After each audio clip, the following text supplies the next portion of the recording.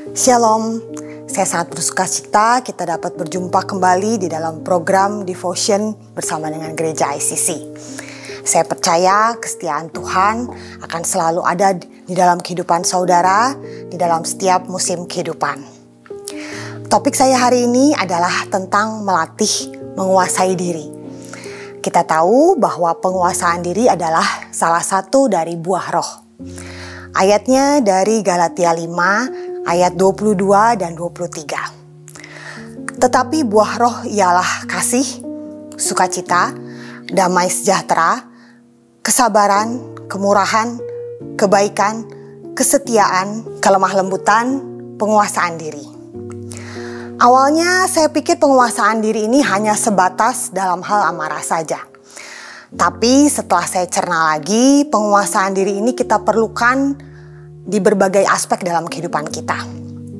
Dimulai dari hal yang paling remeh, ketika kita berusaha menguasai diri kita dari terus scrolling sosial media, sampai kita berusaha menguasai diri kita ketika kita di dalam keadaan geram ataupun ketika menghadapi kelelahan. Berikut saya berikan contoh-contoh lainnya di mana kita membutuhkan penguasaan diri. Penguasaan diri terhadap keinginan makan berlebihan. Penguasaan diri terhadap keinginan belanja barang-barang yang tidak diperlukan. Penguasaan diri saat mengemudi, saat ada pengemudi lain yang memotong jalur kita. Penguasaan diri ketika anak-anak merengek, ketika kita dalam keadaan yang tergesa-gesa maupun dalam keadaan genting. Penguasaan diri untuk memberikan teguran dan kritikan pada saat yang tepat. Penguasaan diri untuk tidak berkomentar negatif terhadap suatu keadaan maupun seseorang. Penguasaan diri untuk tidak terhanyut di dalam perasaan, bahkan dikendalikan oleh perasaan. Penguasaan diri untuk tetap merespon baik, walaupun dalam keadaan gusar, tegang, lelah maupun sibuk. Dan masih banyak lagi contoh lainnya tentang penguasaan diri. Penguasaan diri artinya adalah kemampuan atau kesanggupan untuk memegang kendali, mengurus, menahan, mengendalikan diri kita sendiri. Menguasai diri ini erat kaitannya dengan cara kita merespon terhadap sesuatu. Ketika semua hal di dalam kehidupan kita itu berjalan sesuai dengan rencana, sesuai dengan jadwal, bahkan biasa seperti rutinitas kita, menguasai diri ini menjadi hal yang mudah. Tetapi ketika kita berada dalam tekanan, halangan, hambatan, ada gangguan dari luar, kita akan lebih sulit menguasai diri kita. Seperti yang saya sebutkan pada awal, bahwa penguasaan diri ini adalah salah satu buah roh, yang artinya hasil dari pekerjaan Roh Kudus. Jadi bisa diartikan bahwa penguasaan diri ini dapat kita lakukan jika kita kerap hidup dalam tuntunan Roh Kudus. Penguasaan diri ini adalah suatu bentuk ketaatan kepada firman Tuhan, di mana kita tahu kebenaran firman Tuhan dan kita mengendalikan diri kita untuk hidup sesuai dengan firman Tuhan. Pertanyaannya, apakah kita dapat melatih untuk menguasai diri kita? Tentu bisa. Tapi bukan dengan kekuatan kita sendiri. Dengan bantuan Roh Kudus yang ada di dalam pribadi kita masing-masing.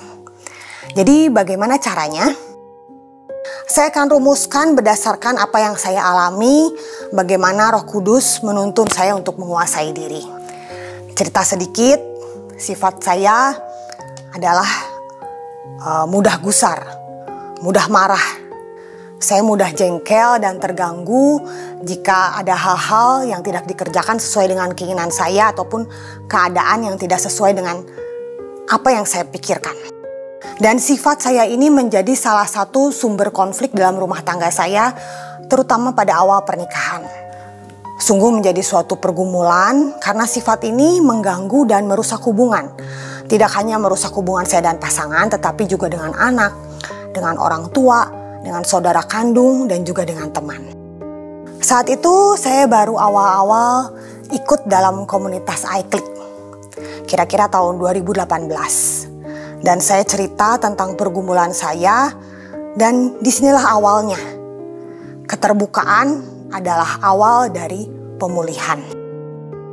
Dalam keterbukaan kita akan kelemahan kita ini, di mana kita menerima diri kita dengan kelemahan kita, sifat kita yang mudah marah, sifat kita yang mudah gusar, malas, sifat kita yang kurang tekun, sifat kita yang tidak sabaran, rakus, selakah.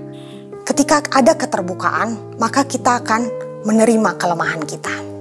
Dan keterbukaan kita ini juga harus kita nyatakan kepada Tuhan di dalam doa kita. Kita minta tolong pada Tuhan untuk merubah hati dan pemikiran kita. Di dalam keterbukaan ini akan menjadi suatu penyerahan diri kepada Tuhan untuk membentuk kita. Langkah berikutnya adalah cari dasar firman dan janji Tuhan yang sesuai dengan apa yang kita gumulkan saat itu. Sifat apa yang ingin kita rubah, yang sifat apa yang tidak bisa kita kuasai. Maka saya mulai mencari ayat-ayat dalam Alkitab yang sesuai dengan keadaan saya saat itu. Misalnya ayat-ayat tentang pengendalian diri terhadap amarah. Hari pertama saya membaca dari Amsal 20 ayat 3. Terhormatlah seseorang jika ia menjauhi perbantahan, tetapi setiap orang bodoh membiarkan amarahnya meledak. Hari kedua saya baca Mazmur dari 37 ayat 8. Berhentilah marah dan tinggalkanlah panas hati itu. Jangan marah, itu hanya membawa kepada kejahatan. Dan seterusnya selama beberapa hari berturut-turut. Tentu saja tidak hanya dibaca, tetapi saya hafalkan juga seperti zaman sekolah minggu dulu. Kemudian dalam setiap pembacaan Alkitab dan perenungannya, kita juga harus bertekun untuk membawa doa untuk perubahan diri kita. Karena dengan kekuatan kita sendiri, hal itu mustahil untuk kita lakukan. Kalau misalnya kita bertahan pun, kita akan kelelahan karena kita bergantung pada kekuatan kita sendiri. Kita perlu pertolongan Tuhan untuk membawa perubahan pada hati kita. Untuk membukakan suatu pemikiran dan keadaan hati yang baru. Hati yang tenang dan hati yang bersih. Selanjutnya adalah praktek firman Tuhan. Dan tentu saja prakteknya tidak semudah itu. Tetapi Tuhan akan bekerja di dalam hati dan jalan pikir kita.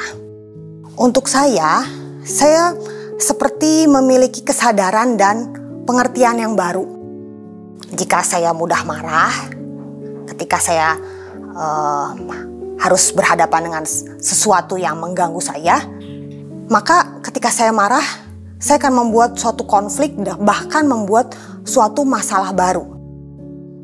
Bukannya terhindar dari masalah, justru masalahnya akan semakin besar. Dan pengertian yang baru inilah yang membuat saya lebih mau dan mampu untuk menguasai diri saya. Memang saya tidak selalu berhasil untuk menguasai diri, tetapi Tuhan yang tolong.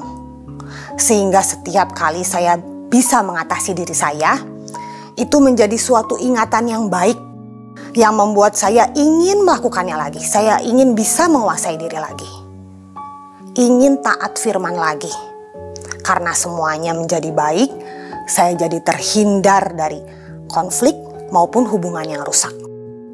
Jadi penguasaan diri adalah suatu bentuk ketaatan akan firman Tuhan, di mana kita hidup dengan tuntunan Roh Kudus, sehingga bisa menghasilkan buah penguasaan diri. Saudara-saudara bisa mencoba melatihnya dengan langkah-langkah yang sama. Jadi yang pertama terbuka, kedua terima, ketiga taat, dan keempat terapkan. 4T. Terbuka pada kelemahan, terima kelemahan, taat firman Tuhan, dan terapkan firman Tuhan. Melatih penguasaan diri ini akan menjadi salah satu kunci perubahan diri kita menjadi serupa dengan Kristus. Mungkin seringkali kita belum berhasil untuk menguasai diri kita, bahkan kadang berhasil, kadang kita jatuh juga. Tetapi kita harus selalu percaya bahwa Tuhan selalu setia untuk menuntun kita untuk hidup sesuai dengan firman-Nya. Mari kita berdoa. Tuhan, terima kasih untuk kesetiaan-Mu atas kami. Engkau telah menerima kami apa adanya. Engkau mau ubahkan kami untuk hidup sesuai dengan firman-Mu. Ajar kami terus Tuhan untuk berserah padamu dan hidup taat dengan firman-Mu. Belajar untuk menguasai diri kami dari kedagingan kami, sehingga kami bisa berlaku sesuai dengan kehendak-Mu. Bimbing kami ya Tuhan. Di dalam nama Tuhan Yesus kami mau serahkan kehidupan kami. Amin. Sampai berjumpa kembali pada devotion yang berikutnya.